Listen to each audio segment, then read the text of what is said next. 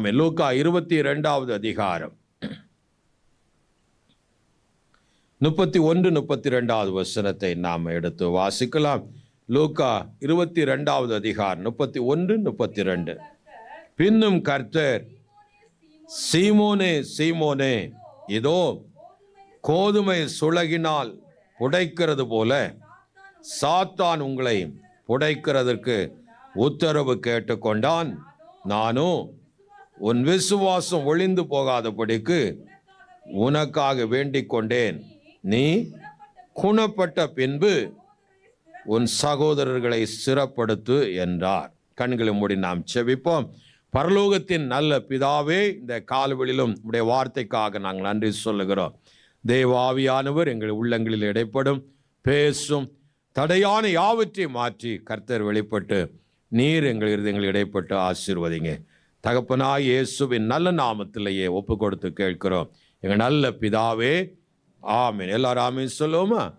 ஆமென். இங்கே ஆண்டவர் இந்த அதிகாரத்தில் ஒரு முக்கியமான அதிகாரம். தன்னுடைய உலகத்தில் இருக்கிற இந்த ஊழியத்தின் முடிவில் அவர் வரும்போது பஸ்காவை கடைசியாக சீசர்களோடு பஸ்காவை அவர் புசிக்கிறார். ஆமென். அப்படி புசிக்கிற வேளையில் இதுதான் நான் கடைசியாக புசிக்கிற திராட்சை ரசம், பரலோக ராஜ்யத்தில் இனி அங்கே வந்து புசிப்போம் என்று சொல்லி அது 18வது வசனம் சொல்லுகிறது. தேவனுடைய ராஜ்யம் வருமளவும் நான் திராட்சை ரசத்தை பானம் பண்ணுவதில்லை என்று உங்களுக்கு சொல்லுகிறேன் என்றார்.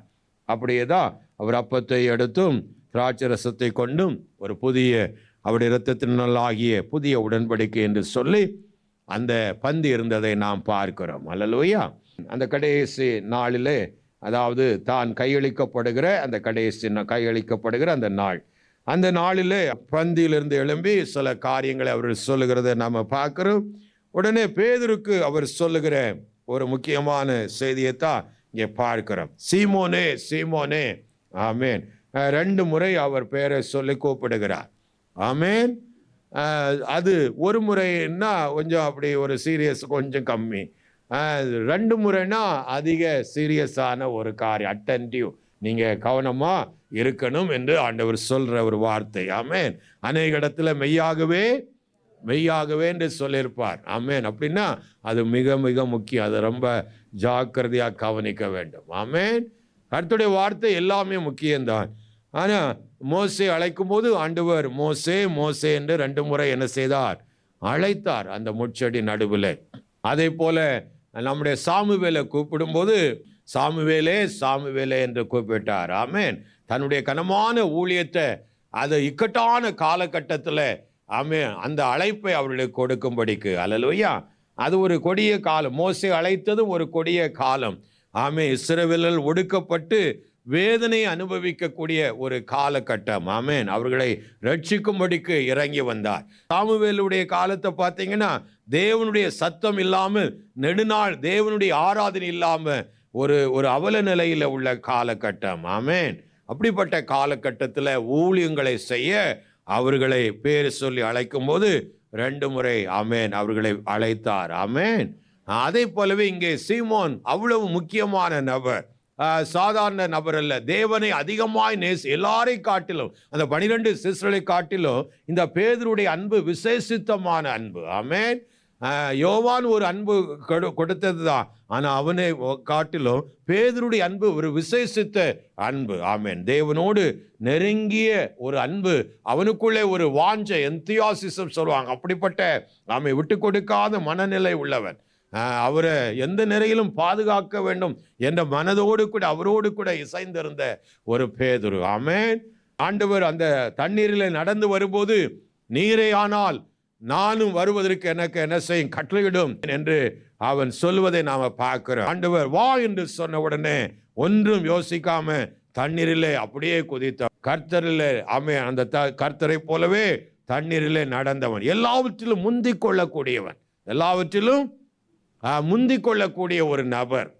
இந்த வசனம் நாம பார்க்கிறோம். சீமோனே சீமோனே, இதோ கோதுமையை சுளகினால் புடைக்கிறது போல சாத்தான் உங்களை புடைக்கிறதுக்கு உத்தரவு கேட்டுக்கொண்டான். எதனாலே? சுளகுனா நம்ம ஊர்களில் அந்த நாட்கள் எல்லாம் பாட்டு இப்போ இருக்கிறதா தெரியாது. இப்போல்லாம் எல்லாம் ரெடிமேடாக வந்துடுது.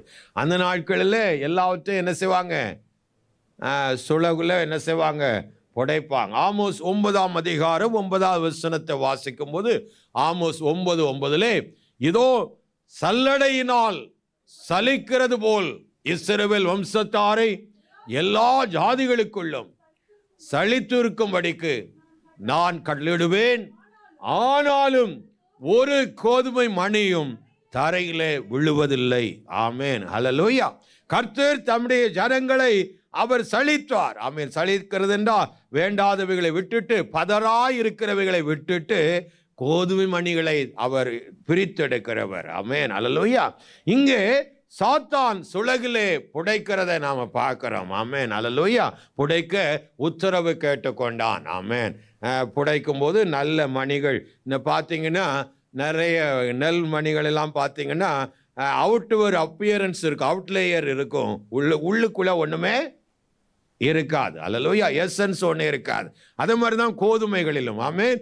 அவுட்வேர்டா நல்லா இருக்கும் பார்க்கறதுக்கு, உள்ளே என்ன செய்யாது, ஒன்றுமே இருக்காது. அப்போ ஆனால் அது சுலகுல புடைக்கிற பொழுது அது மணி போல இருந்தாலும் பதரை போல இருக்கிறவைகள் எல்லாம் காற்றில் என்ன செய்கிறோம், அந்த ஓரங்கட்டப்படும். ஹல்லேலூயா. என்ன செய்யப்படும், ஓரங்கட்டி அது வெளியே அனுப்பப்படும். ஆமேன். அதுதான். அதே போல அவன் உத்தரவு கேட்டுக்கொண்டான் என்று ஆண்டவர் சொல்லுகிறார். ஹல்லேலூயா. he desired to have you அப்படின்னு ஆங்கிலத்தில் போட்டு இருக்கிறார். he desired to have you. ஒன்னு விழுங்குவதற்கு அவன் ரெடியா இருக்கிறான், உண்மையில கண்ணு வச்சிருக்கிறான். ஹல்லேலூயா. ஏற்கனவே ஒரு தானே விழுங்கிட்டான். யார? யூதாஸ். அவனை ஆண்டவர் ஓன் பண்ணினார். எந்தெந்த சந்தர்ப்பத்தில் அவனை திருத்த வேண்டுமோ அந்தந்த சந்தர்ப்பத்தில் ஆண்டவர் அவனை திருத்தி பார்த்தார். ஆனா அவன் மனம் திரும்புவதாய் இல்லை. அவனுக்கு பிரதானமாக இருந்தது அந்த பணம் தான். பிரதானமாக இருந்தது என்னதுதான்?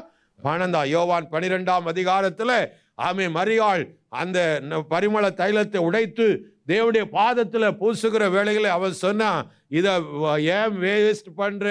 ஆமேன். இதை விற்றா 300 பணத்துக்கு என்ன செஞ்சிருக்கலாம், விற்று தரித்திரத்துக்கு கொடுத்துருக்கலாமே. தரித்திரருடைய அவன் கண்ணுக்கு தெரியல, பணம் அவன் முக்கியமா இருந்துச்சு. ஹல்லேலூயா. எது முக்கியம்? இயேசுவை விட யார் முக்கியம்? பணம் முக்கியம். அதனாலதான் அவன் மனது பணத்துல இருந்தது. ஆமேன். அந்த இடத்திலும் ஆண்டவர் அவனை ஓன் பண்ணினார். ஆமேன். அப்புறமா நிறைய சந்தர்ப்பத்தில் ஒருவன் என்னை காட்டுக்கொள், இந்த விருந்திலும் அந்த பஸ்காவிலும் கூட அவனுக்கு ஒரு எச்சரிப்பை கொடுத்தார். ஆமேன். அவன் அதை ஏற்றுக்கொள்ளாம அப்படியே எழும்பி போனான். ஆமேன், ஹல்லேலூயா. சாத்தான் அவனுக்குள்ளே புகுந்தான் என்று வேதம் சொல்லுகிறார். ஆமேன். ஆனா பிசாசுக்கு யூதாசை விட யார் தான் கண்ணிப்போ? பேதுரு. ஆண்டவர் அவனை தயார் பண்ணுகிறார். அவனை பெரிய ஒரு கனமான ஊழியத்திற்கு அவனை கனம் தயார்படுத்துகிறார். ஏன்னா பேதுரு தான் புறஜாதிகளுக்கு ஒரு வாசல் உருவாக்கி விட்ட ஓப்பனிங், சுவிசேஷத்தை ஓபன் பண்ணினவர். யூதர்களுக்கு சுவிசேஷத்தை ஓபன் பண்ணி விட்டவர் யார்தான்? பேதுரு தான். அப்படிப்பட்ட ஜனங்களை நடத்துகிற அவனுக்கு கீழே தலைமையில எல்லா சபையை உருவாக்க கட்ட தேவன் விசாலப்படுத்த அவர் எண்ணினபடினால்தான் பிசாசு அவன் மேல என்ன செய்தான்? கண்ணு வைத்தான். எப்படி யோபு மேலே ஆமேன் கண்ணு வைத்தானோ, பெர்மிஷன் கேட்டு வந்தானோ, அதே போல இங்கேயும் உத்தரவு கேட்டான். ஹல்லேலூயா.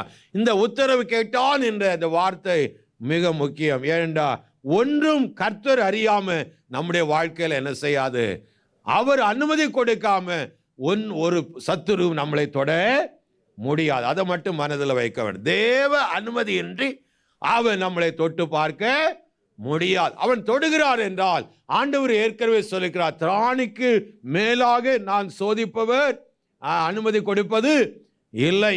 அப்ப ஆண்டவர் நம்மை திராணிக்கு மேலா ஒப்பு கொடுப்பது இல்லவே இல்லை. அப்போ நம்ம ஒருவேளை பிசாசு அவிதமாய் சுலகிலே புடைக்கிற ஒரு அனுபவத்தில் நம்ம வந்திருந்தாலும் அதை தப்புவித்து கொள்ள போக்கையும் ஆண்டவர் நமக்கு என்ன செய்கிறார்? உருவாக்கி தருகிறார். அதனால தேவ பிள்ளைகள் நம்ம அப்படிப்பட்ட சோதனைகளை நம்முடைய இடத்துல வாழ்க்கையில சோதனையே அவாய்ட் பண்ண கூடாத ஒரு காரியம். ஹல்லேலூயா. எல்லா மனிதனும் சோதனையை சந்திக்க வேண்டிய சூழ்நிலை உண்டு. ஆமென். எல்லா வாழ்க்கையிலும் உண்டாகும். ஆனா அந்த சோதனை எப்படி மேற்கொள்வது என்பது வேதத்தில் நமக்கு கொடுக்கப்பட்டு இருக்கிறதை பார்க்க முடியும். ஆமீன். அப்ப சுளகிலே புடைக்கிறது போல சாத்தான் உங்களை புடைப்பதற்கு உத்தரவு கேட்டுக்கொண்டான். ஆமீன். வெளிப்படுத்தின விசேஷம் 12வது அதிகாரம் 12வது வசனத்துல நாம வாசிக்கிறோம். ஆமீன். ஆகையால் பரலோகங்களே, அவைகளில் வாசமாயிருக்கிறவர்களே, களி கூறுங்கள், பூமியிலும் சமுத்திரத்திலும் குடியிருக்கிறவர்களே, ஐயோ, பிசாசானவன் தனக்கு கொஞ்ச காலம் மாத்திரம் உண்டென்று அறிந்து மிகுந்த கோபம் கொண்டு உங்களிடத்தில் இறங்கினபடியால் உங்களுக்கு ஆபத்து வரும் என்று சொல்ல கேட்டேன். அல்லேலூயா. ஆண்டவர் முன்கூட்டியே நமக்கு சொல்லி வைக்கிறார். அல்லேலூயா. ஆமென். ஆபத்து வரும் என்று சொல்ல கேட்டேன். அப்போ பிசாசினாலே பாதிப்புகள், ஆபத்துகள் நமக்கு வரும் என்று ஆண்டவர் நமக்கு சொல்லி வைத்திருக்கிறார். ஆமென். ஆனாலும் அவைகளிலிருந்து காப்பாற்றுகிறவர். 11ஆம் வசனத்தில் வாசிக்கிறோம், அவர்கள் மரணம் நேரிடுகிறவதாயிருந்தாலும் அதற்கு தப்பும்படி தங்கள் ஜீவனையும் பாராமல் ஆட்டுக்குட்டியினுடைய இரத்தத்தினாலும் தங்கள் சாட்சியின் வசனத்தினாலும் அவனை ஜெயித்தார்கள். அல்லேலூயா. சாத்தான் எப்படி ஜெயித்தாங்க? ஆட்டுக்குட்டியானுடைய இரத்தத்தினாலும் சாட்சியின் வசனத்தினாலும். சங்கீதம் 17ஆம் சங்கீதம் 4வது வசனத்தில் வாசிக்கும் போது தாவீது சொல்லுகிறார், மனுஷரின் செய்களை குறித்து நல்ல கவனிங்க, நான் உம்முடைய உதடுகளின் வாக்கினாலே துஷ்டனுடைய பாதைக்கு விலக்கமாய் என்னை காத்து கொள்ளுகிறேன். நல்ல அந்த வசனத்தை கவனிங்க. எதனால தாவீது மனுஷரின் செய்களை குறித்து நான் உம்முடைய உதடுகளில் வாக்கினாலே, உம்முடைய வார்த்தையினாலே துஷ்டனாகிய சத்துருவின் பாதைகளுக்கு விலக்கமாய் என்னை என்ன செய்கிறேன்? காத்து கொள்ளுகிறேன். அப்ப சாட்சியின் வசனத்தினாலும் ஆமென் இயேசுடைய அனுதினமும் நம்மை நிதானித்து பார்த்து அவருடைய இரத்தத்தினால் ஒவ்வொரு நாளும் அந்த சிலுவைக்கு நேராக நின்று நம்மை அதாவது சிலுவை மனதில் வைத்து அவருடைய பாடுகளை மனதில் வைத்து ஆமென் நம்மை கழுவப்பட ஒப்பு கொடுத்ததினாலும் நம்ம குற்றமற்ற மனசாட்சியை காத்து கொள்வது, அதான் அர்த்தம். அல்லேலூயா. ஆமென். எப்படி இருக்கணும்? குற்றமற்ற மனசாட்சி. எபிரேயர் 9:14 வாசிக்கிறோம். எபிரேயர் 9:14 அந்த இரத்தம் நமக்கு குற்றமற்ற மனசாட்சியை சிருஷ்டிக்கிறது. வாசிங்க. நித்திய ஆவியினாலே தம்மை தாமே பழுதற்ற பலியாக தேவனுக்கு ஒப்பு கொடுத்த கிறிஸ்துவுடைய இரத்தம் ஜீவனுள்ள தேவனுக்கு ஊழியம் செய்வதற்கு உங்கள் மனசாட்சியை செத்த கிரியைகளற சுத்திகரிப்பது எவ்வளவு நிச்சயம். அப்ப இயேசுவுடைய இரத்தம் நம்முடைய செத்த மனசாட்சியை சுத்திகரிக்கிறது. அல்லேலூயா. செத்த கிரியைகளை ஆமென் சுத்திகரித்து நம்முடைய மனசாட்சியை எப்பொழுதும் தேவனுக்குள்ளே ஆமென் புதுப்பித்துக் கொண்டிருக்கிறது. அல்லேலூயா. இயேசுவுடைய இரத்தத்தினாலே காக்கப்பட்டு வருகிற நீங்கள், இயேசுவுடைய இரத்தத்தினாலே காக்கப்பட்டு வருகிற நீங்கள் என்று எழுத ஆரம்பித்தார். அல்லேலூயா. அப்போ தேவ பிள்ளைகளாக இருக்கிற நாம அவருடைய பரிசுத்த இரத்தத்தினாலும் ஆட்டுக்குட்டியானுடைய இரத்தத்தினாலும் அதாவது அந்த வாழ்வின் வார்த்தையினாலும் நம்மளை என்ன செய்கிறோம்? காத்து கொள்கிறோம். இங்கே சொல்லுகிறார், சாத்தான் உங்களை பிடிக்கிற உத்தரவு கேட்டுக்கொண்டார், நானோ உங்கள் விசுவாசம் ஒளிந்து போகாதபடி உனக்காக என்ன செய்கிறேன்? வேண்டிக் கொண்டேன். அல்லேலூயா. நல்ல ஒரு வார்த்தை. நானும்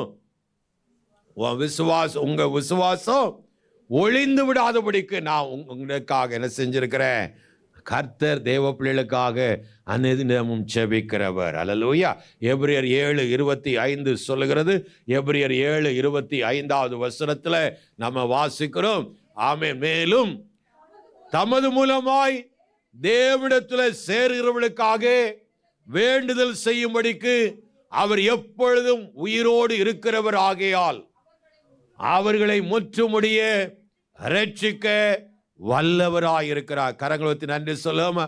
ஆமென். பாருங்க, தமது மூலமாய் தேவனிடத்தில் சேருகிறவர்களுக்காக வேண்டுதல் செய்யும்படி அவர் எப்பொழுதும் உயிரோடு இருக்கிறபடியால் அல்லேலூயா அவர்களை முற்றுமுடிய ரட்சிக்க கர்த்தரே நம்மளை காக்கிறவர். அல்லேலூயா, ஆமென். அவர் பிரதான ஆசாரியராய் இன்னைக்கும் பிதாவின் வலப்பக்கத்திலே வீற்றிருந்து உனக்காக எனக்காக என்ன செய்கிறார்? வேண்டுதல் செய்கிறார். கெட்டு போய்விடக் கூடாது. இந்த ஒரு ஆண்டையும் கொடுப்போம். ஆமென், அல்லேலூயா. 3 ஆண்டு பார்த்தோம், ஒண்ணுமே கனி இல்லை. இன்னும் 1 வருஷம் இருக்கட்டும், நான் அதை கொத்தி எரு போட்டு அது தண்ணீர் பாய்க்கிறேன். ஒருவேளை கனி கொடுத்தால் சரி, இல்லைன்றால் வெட்டி போடலாம் என்று பரிந்து பேசக்கூடிய நம்முடைய கர்த்தர். அல்லேலூயா. அப்படிப்பட்ட ஒரு கிரியைகளும் இல்லாம, ஒரு முயற்சிகளும் தன்னாலே இல்லாம இருக்கிற அவர்கள் அது பரிதாபமான வாழ்க்கை. அல்லேலூயா, ஆமென். முயற்சியோட கர்த்தர் ஜெபிக்கிறவர். ஆமென். பூமியில இருக்கும்போது பிரதான ஆசாரியுடைய ஜெபத்தை அவர் ஏறெடுத்தார். ஆண்டவர் அங்கே சொல்ல, நீர் அவர்களை உலகத்திலிருந்து எடுத்துக்கொள்ளும்படி நான் வேண்டிக் கொள்ளாமல், ஆமென், நீர் அவர்களை தீமையிலிருந்து காக்கும்படி வேண்டிக் கொள்ளுகிறேன். ஆமென். எத்தனை நல்ல கர்த்தர். கரங்களை ஊத்தி நன்றி சொல்லுமா. அப்பொழுதே அவர் நமக்காக என்ன செய்தார்? வேண்டினார், இப்பொழுதும் வேண்டுகிறார். ரோமர் 8வது அதிகாரம் 34வது வசனத்தில் வாசிக்கிறோம். ரோமர் 8வது அதிகாரம், ஆக்கினைக்குள்ளாக தீர்க்கிறவன் யார்?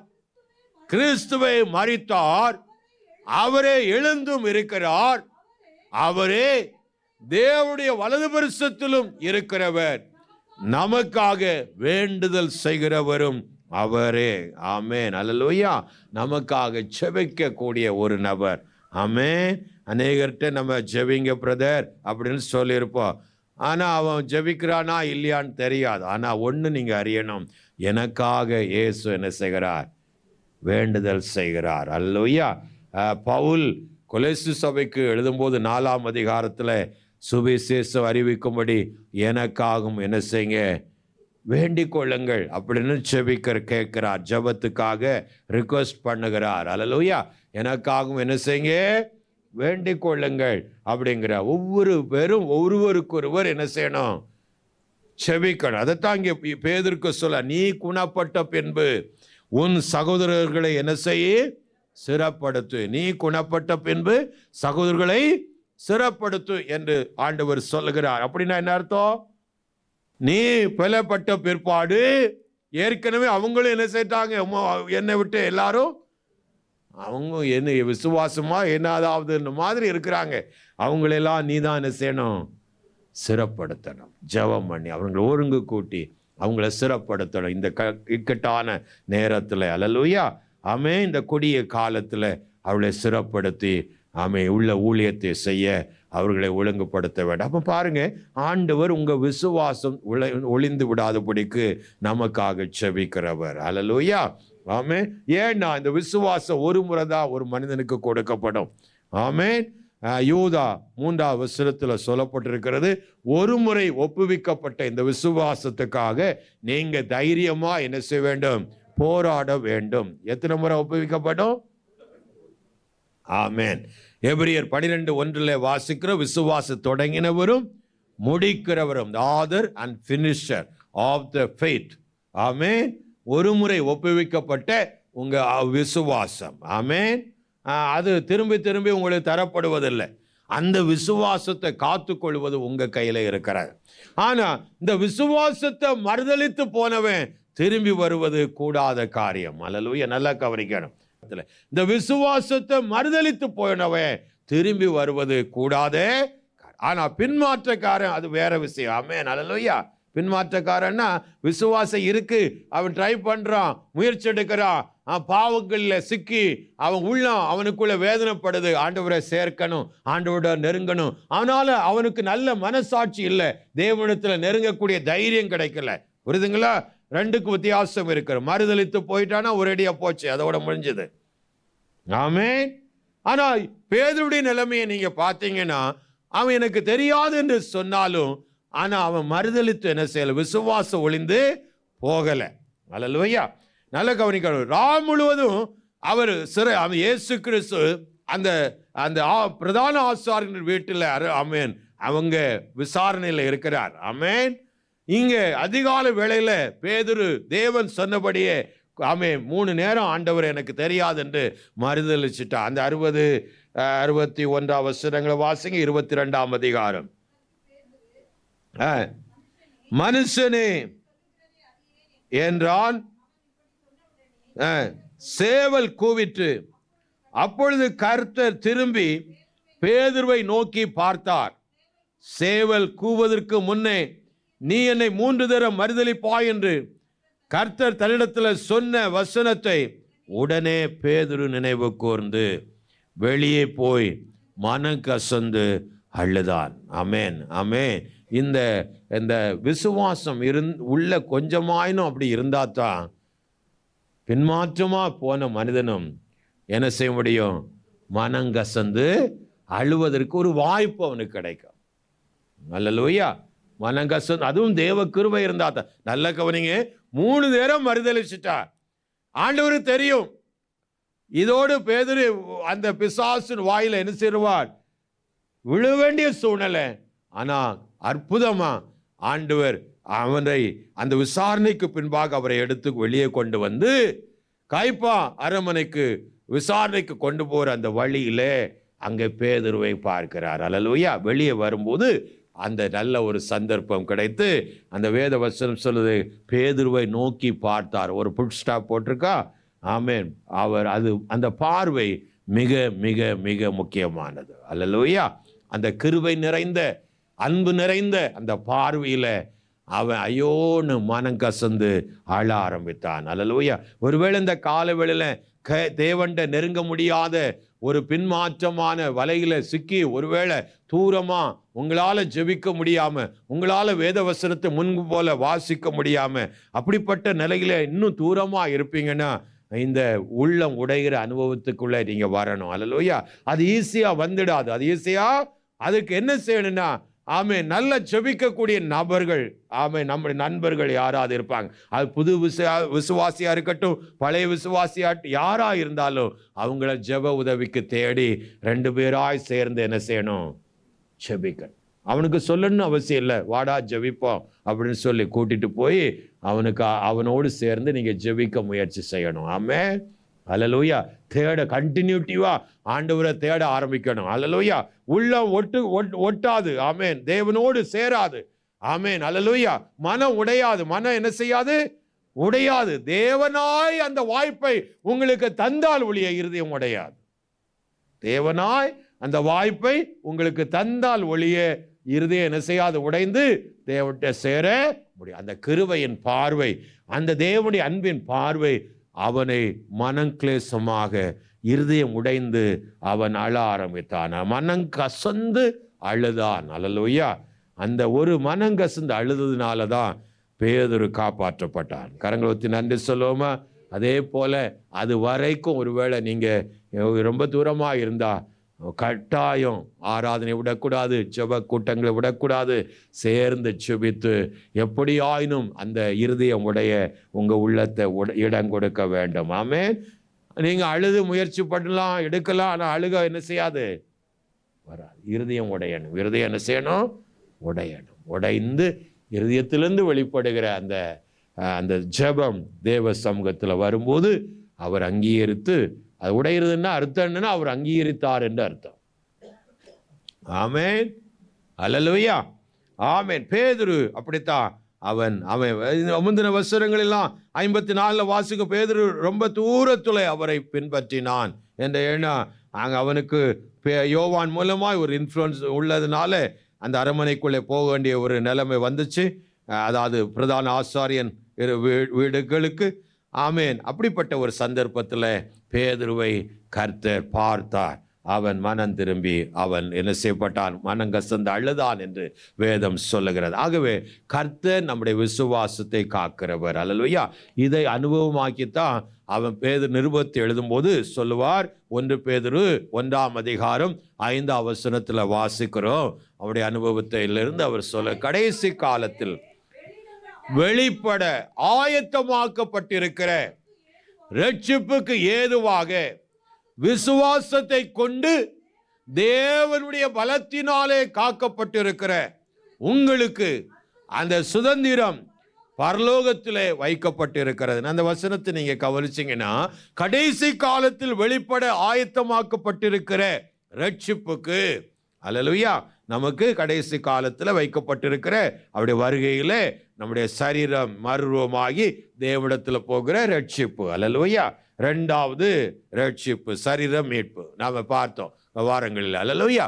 ஆமென். அந்த விசுவாசத்தை கொண்டு தேவனுடைய பலத்தினாலே பாருங்க, இந்த பேதுரு ஆண்டவர் அப்படி சொல்லும் போது, உனக்காக நான் வேண்டிக் கொண்டேன்னு சொல்லும் போது, பேதுருடைய பதில் என்ன இருந்துச்சுன்னா, 33 வசனத்துல, அதற்கு அவன், ஆண்டவரே, காவலிலும் சாவிலும் உம்மை பின்பற்றி வர ஆயத்தமாக இருக்கு. அவனுடைய அந்த செல்ஃப் கான்பிடென்ட் எக்ஸ்பிரஸ் பண்றார்.